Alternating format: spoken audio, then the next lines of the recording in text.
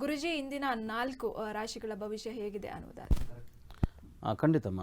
ಮೊದಲನೇದಾಗಿ ಇವತ್ತಿನ ದಿನ ಅಶ್ವಿನಿ ನಕ್ಷತ್ರ ಅಂಥದ್ದು ಒಂದು ಮಹಾ ನಕ್ಷತ್ರ, ಒಂದು ಒಳ್ಳೆಯ ನಕ್ಷತ್ರ ಅಂತ ಕೂಡ ಹೇಳ್ಬೋದು. ಈ ರಾಶಿಯಲ್ಲಿ ನಕ್ಷತ್ರ ಜನಿಸಿದಂಥವ್ರು ತುಂಬ ಒಂದು ಅದೃಷ್ಟವಂತರೇ ಅಂತಲೇ ಹೇಳ್ಬೋದು. ಹೆಚ್ಚಿನ ಬುದ್ಧಿಶಕ್ತಿ, ತಾಳ್ಮೆ ಮತ್ತು ಒಂದು ಎಂಥ ಒಂದು ಸಂದರ್ಭಗಳಲ್ಲೂ ಕೂಡ ಅವರು ತೊಂದರೆಗೆ ಸಿಗಾಕೊಂಡಾಗ ಒಂದು ಜಾಣ್ಮೆತನದಿಂದ, ಬುದ್ಧಿವಂತಿಕೆಯಿಂದ ಹೊರಗಡೆ ಬರುವಂಥದ್ದು ನಾವು ಕಾಣ್ಬೋದು ಅಶ್ವಿನಿ ನಕ್ಷತ್ರದವರು. ಆಮೇಲೆ ಇವರಿಗೆ ತುಂಬ ಹೇರ್ ಸ್ಟೈಲ್ ಅಂದರೆ ತುಂಬ ಇಷ್ಟ ಆಗಿರುತ್ತೆ. ಅವ್ರಿಗೆ ಕೂದಲಂದರೆ ತುಂಬ ಇಷ್ಟ ಇರುತ್ತೆ. ಆಮೇಲೆ ವಿದ್ಯಾಭ್ಯಾಸ ಅಂದರೆ ತುಂಬ ಇಷ್ಟ. ಮತ್ತು ಇವರಿಗೆ ದೊಡ್ಡ ದೊಡ್ಡ ಗ್ರಂಥಗಳಲ್ಲಿ ಏನಿದೆ ಒಂದು ಬುಕ್ ಕಲೆಕ್ಷನ್ ಮಾಡೋಂಥ ಹವ್ಯಾಸಗಳು ಇವರಿಗೆ ನಾವು ಕಾಣ್ಬೋದು. ಒಟ್ಟಾರೆ ಹೇಳ್ಬೇಕಂದ್ರೆ ಅಶ್ವಿನಿ ನಕ್ಷತ್ರ ತುಂಬ ಒಂದು ಮಹಾ ನಕ್ಷತ್ರ, ಒಂದು ಒಳ್ಳೆಯ ನಕ್ಷತ್ರ. ಹುಟ್ಟಿರುವಂಥವ್ರಿಗೆ ಒಂದು ಒಳ್ಳೆಯ ಒಂದು ಜೀವನ ನಡೆಸುವಂಥದ್ದು ಕೂಡ ನಾವು ಕಾಣ್ತಾ ಇದ್ದೀವಿ.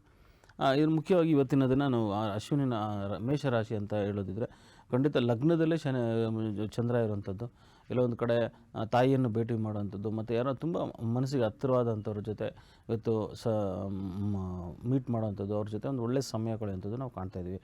ಜೊತೆಗೆ ಎಲ್ಲೋ ಒಂದು ಕಡೆ ನಿಮ್ಮ ಮನಸ್ಸಿನಲ್ಲಿ ಸ್ವಲ್ಪ ಯಾವುದೋ ಒಂದು ಕೆಲಸ ಕಾರ್ಯಗಳಾಗಬೇಕಾಗಿರುತ್ತೆ. ಅಂದರೆ ಆ ಕಾರ್ಯಗಳಲ್ಲಿ ಸ್ವಲ್ಪ ಒಂದು ಗೊಂದಲ, ನಿಮ್ಮ ಮನಸ್ಸಿಗೆ ಸಂಬಂಧಪಟ್ಟಾಗ ಯಾವುದು ಕೆಲಸ ಆಗ್ತಾಯಿಲ್ಲ ಅಂತ ಮನಸ್ಸಲ್ಲಿ ಸ್ವಲ್ಪ ಬೇಸರ ಕಾಣ್ತಾ ಇದ್ವಿ.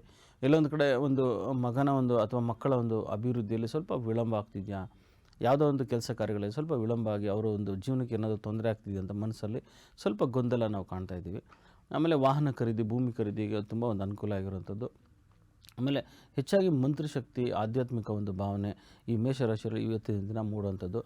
ಒಂದು ಕುಲಗುರುಗಳ ದರ್ಶನ, ಅದಕ್ಕೂ ದೇವರ ದರ್ಶನ ಮಾಡುವಂಥದ್ದು ಮಾಡಿ, ಪರಿಹಾರಕ್ಕೆ ಸುಬ್ರಹ್ಮಣ್ಯನ ಮಂತ್ರ ಮಾಡಿ ಖಂಡಿತ ನಿಮಗೆ ಅನುಕೂಲ ಆಗುವಂಥದ್ದು.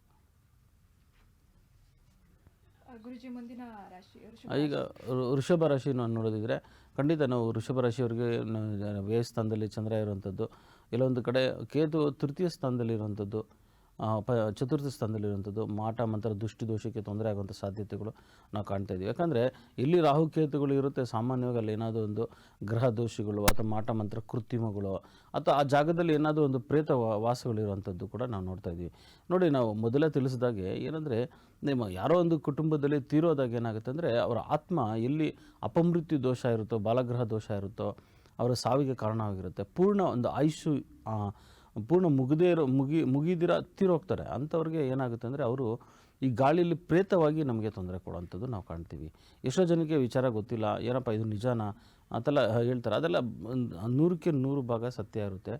ನಿಮ್ಮ ಆತ್ಮಗಳೇನಾಗುತ್ತೆ, ಯಾರೋ ತೀರೋಗಿದ್ರು ಅಂತ ನಿಮ್ಮ ಕುಟುಂಬದವರು ಯಾರೋ ತೀರೋಗಿರ್ತಾರೆ, ಅವರು ಈ ಗಾಳಿಯಲ್ಲಿ ತೇರ್ತಾರೆ. ಅಲ್ಲಿವರೆಗೂ ಅವ್ರ ಆಯುಷ್ ಮುಗಿಯೋಲ್ಲ, ಅಲ್ಲಿವರೆಗೂ ಗಾಳಿಯಲ್ಲಿ ಇರ್ತಾರೆ. ನಿಮ್ಮ ಹಿಂದೆ ಮುಂದೆ ಓಡಾಡೋಂಥದ್ದು ಎಲ್ಲನೂ ಅವರು ವೀಕ್ಷಿಸ್ತಾ ಇರ್ತಾರೆ, ನಿಮ್ಮ ಜೊತೆಲೇ ಇರ್ತಾರೆ, ನಿಮಗೆ ಗೊತ್ತಾಗೋದಿಲ್ಲ. ಹಾಸಿಗೆ ಪಕ್ಕದಲ್ಲಿ ಮಲಗ್ತಾ ಇರ್ತಾರೆ, ನಿಮಗೆ ಗೊತ್ತಾಗೋದಿಲ್ಲ, ಜೊತೆಲೇ ಇರ್ತಾರೆ. ಆದರೆ ನಿಮಗೆ ಅದು ಇಲ್ಲ ಒಂದು ಕಡೆ ಸ್ವಲ್ಪ ಒಂದು ಸೂಕ್ಷ್ಮ ಗೊತ್ತಿರೋರು ಗೊತ್ತಿರುತ್ತೆ. ಹಾಗಾಗಿ ಅದರಲ್ಲೂ ಚಂಡಿಗ್ರಹ ಅಂತ ಹೇಳ್ತೀವಿ. ತುಂಬ ಒಂದು ಚಿಕ್ಕ ವಯಸ್ಸಿಂದನೇ ತುಂಬ ಜೋರಾಗಿ ಮಾತಾಡೋಂಥವ್ರು ಏನಾದರೂ ತೀರೋಯ್ತು ಅಂದರೆ ಮಗ ಅಥವಾ ತಮ್ಮನಿಗೆ ಇದು ಮಕ್ಕಳು ಒಳಗಡೆ ದೇಹದೊಳಗಡೆ ಬರುವಂಥದ್ದು, ಯಜಮಾನರಿಗೆ ಕಣ್ಣಿಗೆ ಕಾಳಿಸ್ಕೊಂಡು ಬಾಯ ಬೀಳಿಸುವಂಥದ್ದು, ಇವೆಲ್ಲ ನಾವು ಸಾಮಾನ್ಯವಾಗಿ ನೋಡ್ತಿರುವಂಥದ್ದು. ಅದು ಎಷ್ಟೋ ಜನಕ್ಕೆ ವಿಚಾರಕ್ಕೆ ಗೊತ್ತಿಲ್ಲ. ಅದರಿಂದ ನೋಡಿ, ವೃಷಭ ರಾಶಿಯವ್ರಿಗೂ ಕೂಡ ಇನ್ನು ಚತುರ್ಥದಲ್ಲಿ ಪಾಪಗ್ರಹ ಇರುವಂಥದ್ದು, ಎಲ್ಲೊಂದು ಕಡೆ ಮಾಟ ಮಂತ್ರ ದುಷ್ಟದೋಷಕ್ಕೆ ಒಳಗಾಗುವಂಥ ಸಾಧ್ಯತೆ. ಆದರೆ ಭಯಪಡೋಂಥ ಅವಶ್ಯಕತೆ ಇಲ್ಲ. ಯಾಕಂದರೆ ನಿಮಗೆ ಈ ಕಡೆ ಗುರುಬಲನೂ ಇದೆ, ಶನಿ ಬಲನೂ ಇದೆ. ಆದರೆ ಎಲ್ಲೊಂದು ಕಡೆ ರಾಹುಕೇತುಗಳು ಶಾಂತಿ ಮಾಡ್ಕೊಳ್ಳಿ. ಒಂದು ಮನೆ ತಗೊಳ್ಳೋ ಯೋಗ ಇರ್ಬೋದು, ಗಾಡಿ ತಗೊಳ್ಳೋ ಯೋಗ ಅಂಥದ್ದು, ವಾಹನಕ್ಕೆ ಸಂಬಂಧಪಟ್ಟಾಗೆ ದೂರ ಪ್ರಯಾಣದಲ್ಲಿ ಕೂಡ ನಿಮಗೆ ಅನುಕೂಲ ಆಗುವಂಥದ್ದು. ಅದೇ ಮಿಥುನ ರಾಶಿಯವ್ರಿಗೆ ನಾವು ತೊಗೊಂಡಿದ್ರೆ ಖಂಡಿತ ಇವತ್ತಿನ ದಿನ ನಿಮಗೆ ಲಾಭದಲ್ಲಿ ಚಂದ್ರ ಇರುವಂಥದ್ದು, ಎಲ್ಲೊಂದು ಕಡೆ ಮಾಡುವಂಥ ವ್ಯಾಪಾರ ವ್ಯವಹಾರಗಳಲ್ಲಿ ದೊಡ್ಡ ಮಟ್ಟದ ಧನಲಾಭನ ಇವತ್ತು ಕಾಣುವಂಥ ಸಾಧ್ಯತೆಗಳು ಅಂಥದ್ದು. ಜೊತೆಗೆ ಹಿರಿಯರ ಅಕ್ಕ ಅಥವಾ ತಾಯಿಯೊಂದಿಗೆ ಒಂದು ಉತ್ತಮವಾದ ಸಂಬಂಧ, ಒಂದು ಪ್ರೀತಿ ವಿಶ್ವಾಸದಿಂದ ಅವರಿಗೆ ಒಂದು ಕಾಣಿಕೆ ಕೊಡುವಂಥದ್ದು, ಅಥವಾ ಅವರು ನೀವು ಅವರ ಮಾತಿನಲ್ಲಿ ಪ್ರಶಂಸೆಗೆ ಒಳಗಾಗ್ತೀರಾ, ನಿಮ್ಮ ಬಗ್ಗೆ ಒಂದು ಒಳ್ಳೆಯ ಮಾತುಗಳನ್ನ ಅವರು ಕೇಳುವಂಥದ್ದು ಕೂಡ ಆಗುತ್ತೆ. ಅದರಿಂದ ಈ ಒಂದು ಶುಭ ಸುದ್ದಿ ಅಂತಲೇ ಹೇಳ್ಬೋದು. ಎಲ್ಲ ಒಂದು ಕಡೆ ಭುಜಕ್ಕೆ ಸಂಬಂಧಪಟ್ಟ ಹಾಗೆ ಮತ್ತು ಕೆಲಸ ಕಾರ್ಯಗಳಲ್ಲಿ ಒತ್ತಡಗಳು ಹೆಚ್ಚಾಗುವಂಥದ್ದು, ಆರೋಗ್ಯದ ಕಡೆ ಗಮನ ಕೊಡಿ. ನೋಡಿ, ಭುಜಕ್ಕೆ ಸಂಬಂಧಪಟ್ಟ ಹಾಗೆ ಮತ್ತು ಆರೋಗ್ಯದಲ್ಲಿ ಕಾಲಿಗೆ ಸಂಬಂಧಪಟ್ಟ ಹಾಗೆ ಎಲ್ಲ ಒಂದು ಕಡೆ ಬಾಧೆಗಳು ಕಾಡಬಹುದು ಅಂತ ಒಂದು ವಿಚಾರ. ಅದರ ಜೊತೆಗೆ ಏನಾದರೂ ಕೆಲಸದಲ್ಲಿ ಹೆಚ್ಚಿನ ಒತ್ತಡಗಳಿರುತ್ತೆ, ಅದಕ್ಕೆ ಸಂಬಂಧಪಟ್ಟ ಹಾಗೆ ಶನಿಯ ಒಂದು ಪ್ರಾರ್ಥನೆ ಮಾಡಿ, ಶನಿ ಮಹಾತ್ಮನ ಪ್ರಾರ್ಥನೆ ಮಾಡಿ ಖಂಡಿತ ನಿಮಗೆ ಅನುಕೂಲ ಆಗುವಂಥದ್ದು. ಕರ್ಕಾಟಕ ರಾಶಿಯವರಿಗೆ ನೋಡಿ, ಎಲ್ಲೋ ದ್ವಿತೀಯದಲ್ಲೇ ಪಾಪಗ್ರಹ ಇರುವಂಥದ್ದು, ಮೊನ್ನೆ ಕೂಡ ಅಲ್ಲಿ ಅವರಿಗೆ ಗ್ರಹಣದಲ್ಲಿ ಅಷ್ಟಮದಲ್ಲಿ ಗ್ರಹಣ ಆಗಿರುವಂಥದ್ದು. ಈಗ ದಶಮದಲ್ಲಿ ಚಂದ್ರ ಇರುವಂಥದ್ದು, ಎಲ್ಲೋ ಒಂದು ಕಡೆ ತುಂಬ ಶುಭ ಸುದ್ದಿ, ಎಲ್ಲೋ ಒಂದು ಕಡೆ ಒಳ್ಳೆ ಅವಕಾಶಗಳು ನಿಮಗೆ ಹುಡ್ಕೊಂಡ್ಬಂದಿರುವಂಥದ್ದು, ದೂರ ಪ್ರಯಾಣದಲ್ಲೋ ಅಂದರೆ ಮಾಡೋಂಥ ವ್ಯಾಪಾರ ವ್ಯವಹಾರಗಳಲ್ಲಿ ಉತ್ತಮವಾದ ಅವಕಾಶಗಳು. ಜೊತೆಗೆ ಆಸ್ತಿ ವಿಚಾರ ಆಗಲಿ, ನಿಮಗೆ ಒಂದು ಪಿತೃರಾಜ್ಯದ ಆಸ್ತಿ ವಿಚಾರ ಏನಿದೆ ಅದು ವಿಚಾರವಾಗಿ ಇವತ್ತಿನ ದಿನ ಒಂದೆರಡು ಮಾತುಕತೆಗಳು, ಒಂದು ನಿರ್ಧಾರಗಳನ್ನ ತಗೊಳ್ಳುವಂಥದ್ದು. ಆದರೆ ಎಲ್ಲೊಂದು ಕಡೆ ಕರ್ಕಾಟಕ ರಾಶಿಯವರಿಗೆ ಆಡುವಂಥ ಮಾತಿನಲ್ಲಿ ಸ್ವಲ್ಪ ನಿಗಾ ವಹಿಸೋದು ಉತ್ತಮ.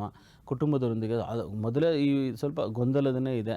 ಹೆಚ್ಚು ಕಮ್ಮಿ ನಿಮ್ಗೆ ಒಂದು 4-5 ತಿಂಗಳಿಂದ ಕುಟುಂಬದ ಸದಸ್ಯರೊಂದಿಗೆ ಒಂದು ಭಿನ್ನಾಭಿಪ್ರಾಯಗಳು, ಶೀತಲ ಸಮರ ಆಗಿರ್ಬೋದು, ಒಂದು ಜಗಳಗಳು, ಪಂಚಾಯತ್ಗಳು ನಡೀತಾ ಇರುತ್ತೆ. ಅದರಿಂದ ಸ್ವಲ್ಪ ಆಡುವಂಥ ಮಾತಿನಲ್ಲಿ ನಿಗಾ ವಹಿಸಿ. ನೋಡಿ, ಪರಿಹಾರ ಅಂತ ಬಂದಾಗ ರಾಹುಕೇತುಗಳ ಶಾಂತಿ ಮಾಡಿ, ಜೊತೆಗೆ ಒಂದು ಚಂದ್ರನ ಒಂದು ಪರಿಹಾರ ಮಾಡ್ಕೊಳ್ಳಿ. ಇವತ್ತಿನಿಂದ ಅನುಕೂಲ ಆಗುತ್ತೆ.